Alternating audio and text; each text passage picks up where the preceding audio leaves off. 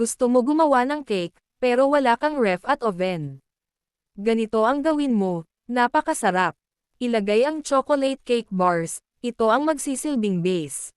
Para sa first layer, gagamit tayo ng coffee gulaman, cornstarch, condensed milk, evaporated milk, at tubig. Lutuin over low-medium heat, haluin ng tuloy-tuloy hanggang sa kumulo. Ibuhos sa baking pan, pag firm na ang ibabaw ng coffee jelly, ihanda ang second layer, gagamit tayo ng clear gulaman, cornstarch, powder milk, condensed milk, at tubig. Lutuin over low-medium heat, haluin hanggang sa kumulo, ibuhos sa ibabaw ng coffee jelly.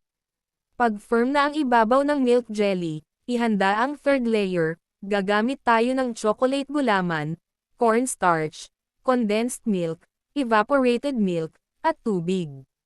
Lutuin over low-medium heat, haluin hanggang sa kumulo, ibuhos sa ibabaw ng milk jelly, maglagay ng dark at white chocolate chips. Hayaang mag-set within room temperature bago i-unmold.